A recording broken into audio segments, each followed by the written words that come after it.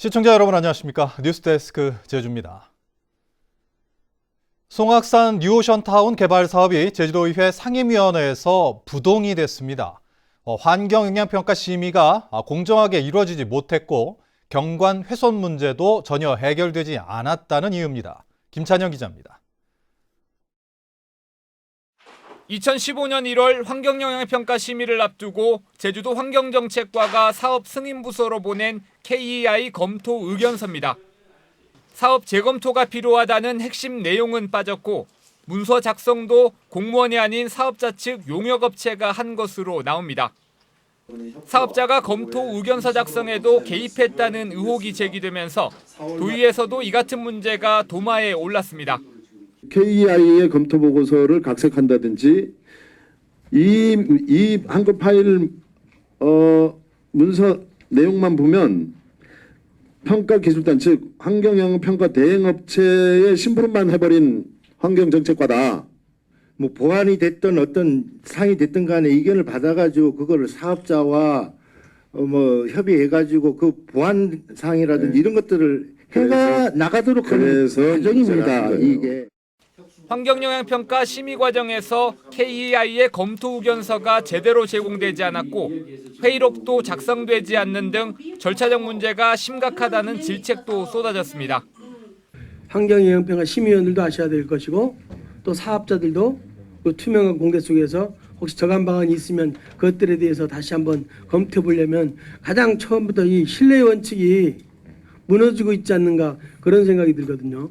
우리 각종 위원회 운영과 관련된 조례에 보시면 회의록은 기본이에요.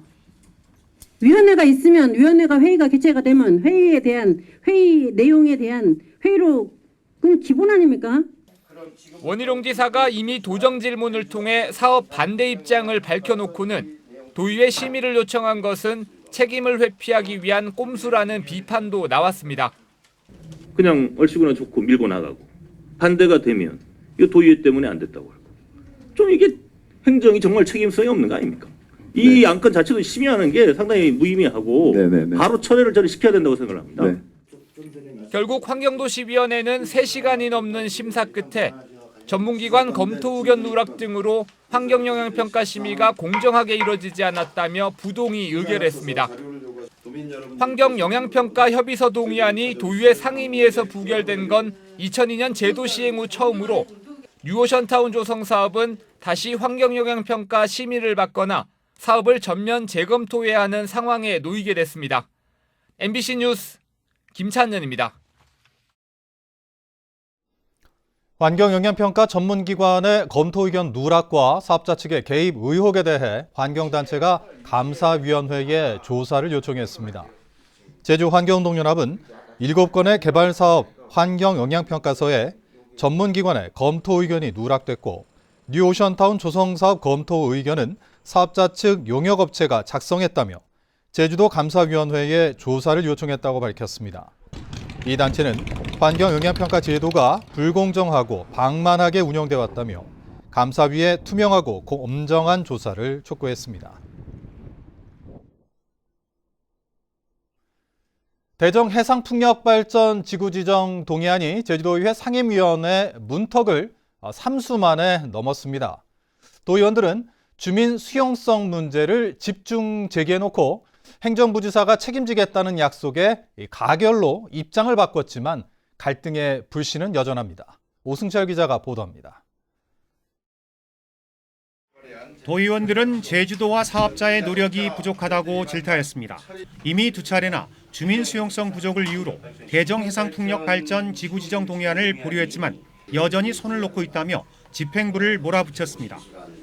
그 이후에 어쨌든 이제 적극적인 어떤 주민 수용성 문제를 해결하려는 집행부의 의지가 없는 거 아닌가. 대정읍이 지역구인 양병우 의원은 강정 해군기지 사태를 연상케 할 만큼 찬반 갈등이 심각하다며 동의안 처리에 반대 입장을 분명히 했습니다.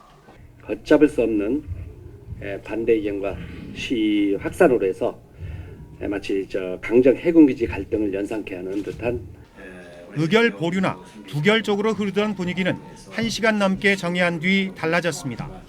급하게 의회로 달려온 최승현 행정부지사가 주민 수용성 문제를 책임지겠으며 해결되지 않으면 사업 허가를 주지 않겠다며 설득한 겁니다.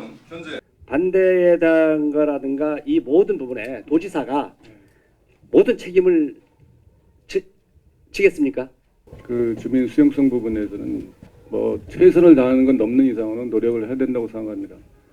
결국 농수축경제위원회는 갈등 해소 방안과 구체적인 지원 계획 마련 등 3가지 부대 조건을 달고 동의안을 가결시켰습니다. 내일 본회의만 통과하면 대정해상풍력 발전 사업은 본격 추진됩니다. 의회가 주민 수용성 문제를 집행부로 떠넘겼지만 반대 목소리는 여전히 높아 갈등은 계속 이어질 전망입니다. MBC 뉴스 오승철입니다.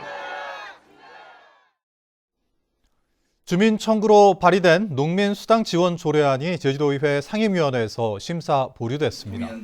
제주도의회 농수축경제위원회는 오늘 회의에서 청구인과 제주도가 지원 대상과 예산 확보 방안 등에 대해서 충분히 논의한 뒤 합의안을 도출하라며 농민 수당 지원에 관한 조례안을 심사 보류시켰습니다. 한편 제주에너지공사가 구자읍 한동 평대 해상풍력발전단지 조성사업에 출자하는 동의안은 가결됐습니다. 제주형 재난긴급생활지원금이 지급되고 있는데요. 건강보험료 납부액을 기준으로 지급 대상이 선정되지만 정작 제주도가 산정액을 심사 자료로 쓰다 보니 지급 대상자가 탈락하는 경우도 생기고 있습니다. 박성동 기자입니다. 4인 가족 건강보험료로 한 달에 15만 원을 내고 있는 A씨. 신청 기준 16만 원보다 낮아 재난긴급생활지원금을 신청했지만 심사 결과 탈락했습니다. 제주도가 건강보험료 부과액이 아닌 산정액을 심사 자료로 활용하다 보니 군에 입대한 아들의 보험료까지 합산돼 지급 기준을 넘은 것으로 판단했기 때문입니다.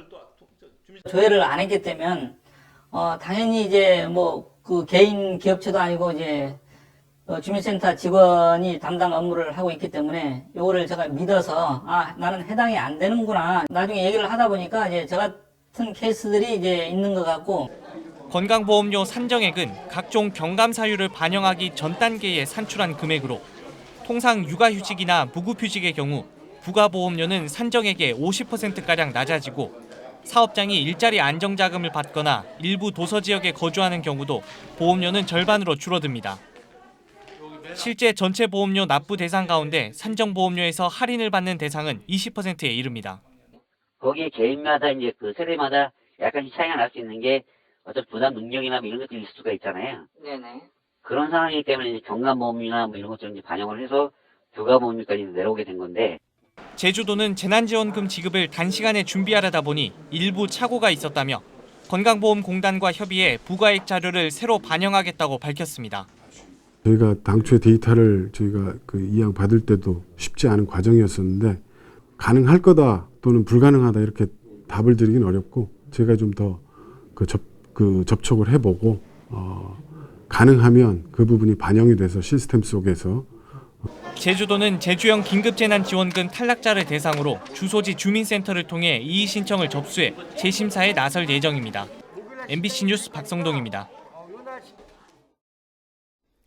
제주도의회 교육위원회는 오늘 온라인 수업 현황 보고회에서 온라인 개학 이후 원격 수업을 진행하기 어려운 맞벌이 가정과 조손 가정, 장애 학생 가정을 위한 지원이 필요하다고 지적했습니다.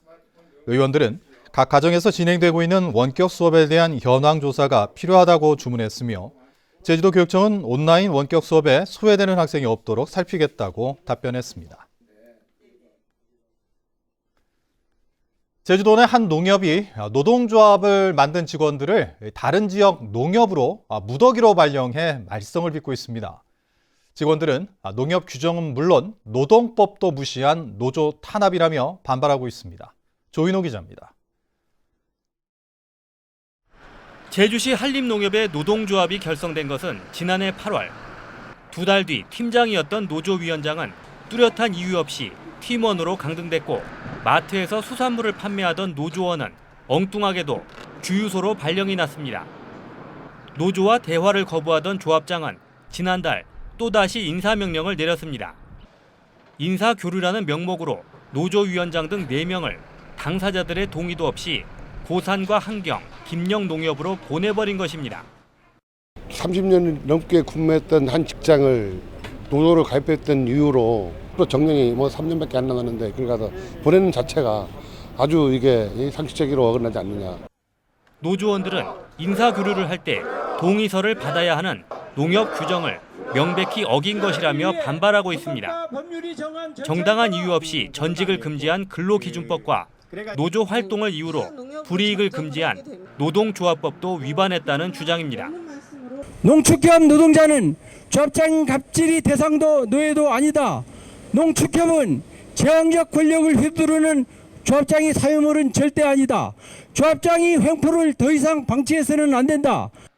해당 조합장은 정상적인 인사교류였다면서도 동의를 받아야 하는 규정은 몰랐다고 해명했습니다. 동의를 사전에 받지 그러셨어요? 전에 하던 대로 한 겁니다. 그 규정이 있는 거를 모르셨습니까? 그거를 그렇게 깊게 생각을 안 한 거죠. 노조원들은 농협중앙회에 감사를 요청했고 농축산식품부와 고용노동부에도 특별 근로감독을 요구하겠다는 입장이어서 파장은 적지 않을 것으로 보입니다. MBC 뉴스 조인호입니다. 제주 서부와 남부에 건조주의보가 발효돼 제주도 전역으로 건조주의보가 확대되면서 산불 등 화재 예방에 비상이 걸렸습니다. 제주 동부와 북부에는 닷새째 건조주의보가 내려졌고 산지에는 이틀째 건조주의보가 발효 중입니다. 건조주의보는 습도가 35% 이하인 상태가 이틀 이상 이어질 것으로 예상될 때 내려지는데 기상청은 토요일까지 맑고 건조한 날씨가 이어지다 일요일에 비가 오겠다고 예보했습니다. 제주해양경찰서는 마약의 원료인 양귀비를 재배한 혐의로 80대 남성 A씨를 입건했습니다. A씨는 제주 시내 자신의 집 텃밭에 양귀비 28그루를 재배해오다 출근하던 해양경찰관에 적발됐습니다. 양귀비는 열매에 포함된 마약 성분이 일시적으로 통증을 완화하는 것으로 알려졌는데 허가 없이 재배하면 5년 이하의 징역 또는 5천만 원 이하의 벌금형을 받게 됩니다.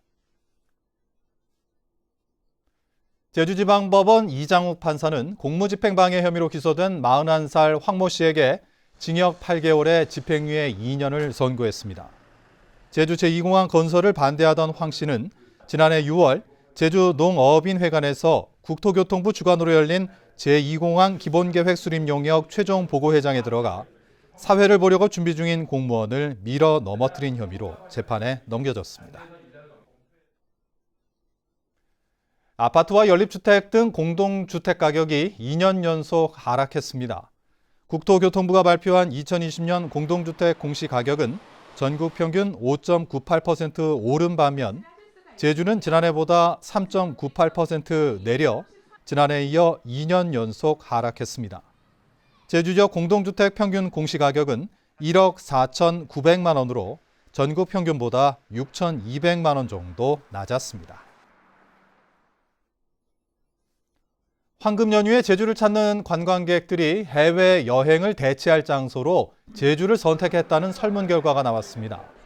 제주관광공사가 지난 24일부터 사흘 동안 관광객 1,000명을 대상으로 온라인 설문조사를 진행한 결과 해외 여행 대체지로 적절하다는 답변이 56%로 가장 많았고 청정한 자연 환경과 관광 편의성 등이 뒤를 이었습니다. 또 제주 여행에서 선호하는 활동으로는 식도락과 자연경관 감상이 가장 많았습니다. 코로나19 여파에도 제주 지역 골프장 이용객은 줄지 않은 것으로 나타났습니다. 제주도에 따르면 올해 들어 3월까지 제주 지역 30군데 골프장 이용객은 35만 8천 명으로 지난해 1분기 37만 명과 비슷한 수준입니다. 골프장 업계에서는 올해 골프장 개별 서비스의 인하와 함께 코로나 여파로 동남아 등 해외 골프 여행지 대신 제주를 택한 이용객이 많은 것으로 분석했습니다.